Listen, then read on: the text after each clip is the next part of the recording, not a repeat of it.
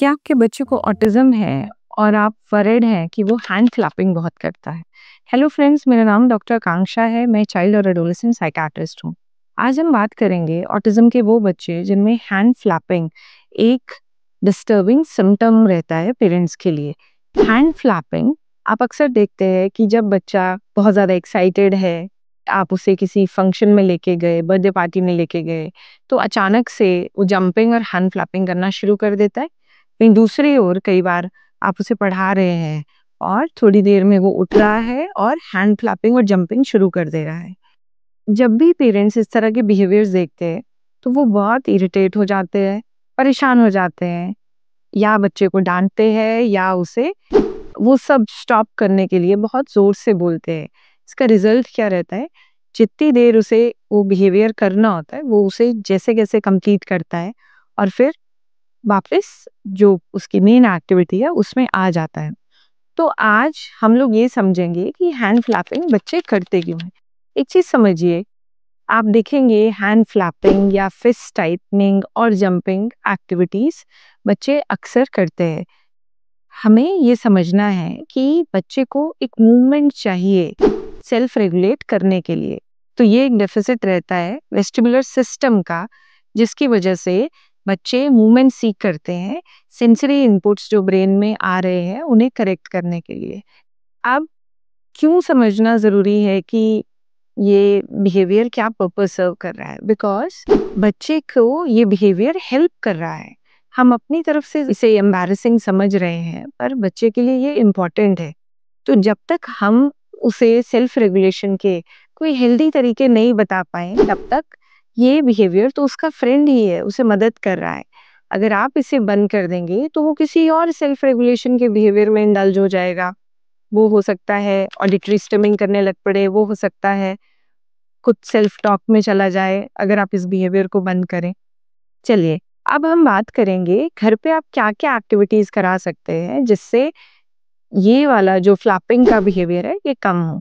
सबसे पहले, क्योंकि मूवमेंट हम जॉइंट्स पे बहुत ज़्यादा हाथों के जॉइंट्स पे देख रहे हैं, तो हम जो जॉइंट अवेयरनेस है रिस्ट के अराउंड और हैंड्स के अराउंड उसे बढ़ा सकते हैं। इसमें एक्टिविटीज जैसे हैवी वर्क कराइए बच्चे के साथ, उसे पुशिंग पुलिंग एक्टिविटीज में एंगेज कीजिए। बहुत हैवी वेट्स ट्रांसफर करने के लिए बोलिए। जो आपके 1 या 2 केजी के दाल के पैकेट्स हो सकते हैं, घर का नॉर्मल सामान हो सकता है। डाइनिंग टेबल अरेंज करने के लिए आप बच्चे को बोल सकते हैं। आप बोल सकते हैं प्लेट्स डाइनिंग टेबल पे रखो। आप बोल सकते हो पानी की बॉटल दादी को दे के आओ। तो इस तरह से जब हम वेट ट्रांसफर करने के लिए बच्चे को कहते हैं तो हमारे हाथों के और जो फोर आर्म के जॉइंट्स हैं वो एंगेज होते हैं। मार्केट कभी भी आप बच्चे को लेके जाइए तो एक पैकेट जो भी आप फ्रूट्स का या कोई वेजिटेबल्स ले रहे हैं वो उसके हाथ में पकड़ाइए। इससे बहुत अच्छी आपकी जॉइंट अवेयरनेस बच्चे के शरीर में इनकॉर्पोरेट होती है। दूसरा तरीका है कि अगर आप घर में बच्चे को थेरेपी करा रहे हैं तो हम रूटीन में जो ऑब्स्टेकल कोर्स कराते हैं जिसमें बच्चे को चलना होता है उस ऑब्स्टेकल कोर्स के अराउंड, उसी में अगर हम क्रॉलिंग ऐड करें जिससे कि बच्चा अपने फोर आर्म को, हैंड, रिस्ट, शोल्डर, एल्बो इन जॉइंट्स को एंगेज कर रहा है, तो क्रॉल करते हुए अगर वो ऑब्स्टेकल कोर्स करेगा तो आपको लगेगा कि बीच बीच में वो एक हाथ पे बॉडी को सपोर्ट कर रहा है और दूसरे हाथ से फॉरवर्ड स्टेप ले रहा है। इससे भी आपके हैंड मूवमेंट्स और फ्लैपिंग का वो काफी कम होगा।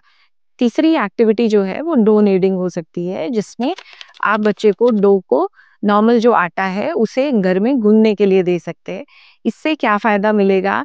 एक तो ग्लूटेन मिलेगा आपको आटे का, जिसकी वजह से बहुत ज्यादा रेजिस्टेंस होती है। तो जैसे जैसे आपका आटा गुनता जाएगा, जैसे जैसे वो डो शेप लेने लगेगा, वैसे वैसे जो एफर्ट उसे नीड करने के लिए डलेगा बच्चे का वो बढ़ता जाएगा। ये बहुत अच्छी एक्टिविटी है आपकी फ्लैपिंग को कंट्रोल करने के लिए। अब वो बच्चे जो थोड़े बड़े हो गए हैं, जैसे 10 प्लस हो गए हैं और अभी भी हैंड फ्लैपिंग करते हैं, उन्हें हम एक एडिशनल एक्टिविटी बताएंगे कि अगर उसे अर्ज हो रही है हैंड फ्लैपिंग करने की तो वो पब्लिक प्लेस पे ना करे। वो कोई प्राइवेट अलग से कोई प्राइवेट स्पेस है, रूम है या टॉयलेट है, वहां जाके हैंड फ्लैपिंग कर सकता है। और जब उसे लगता है कि अब वो काम है, कंपोज़ है, तो वो वापस उसी सोशल गैदरिंग को या इवेंट को में पार्टिसिपेट कर सकता है। तो इस तरह से पेरेंट्स हमें ये समझना है, हैंड फ्लैपिंग से प्रॉब्लम नहीं है, प्रॉब्लम है बच्चे की अपनी सेंसरी सिस्टम को समझने में। इसी तरह की इन्फॉर्मेटिव वीडियोज़ को हम हर हफ्ते आपके पास लेके आएँगे। आपको अगर कोई और टॉपिक्स पे इन्फॉर्मेशन चाहिए तो हमें मैसेज लिख के बताइए। हमारे चैनल को सब्सक्राइब कीजिए और शेयर कीजिए ताकि सही इन्फॉर्मेशन सभी पेरेंट्स के पास जाए। मिलती हूँ मैं आपसे नेक्स्ट वीडियो में, तब तक अपना और अपनी फैमिली का ख्याल रखिए। Thank you.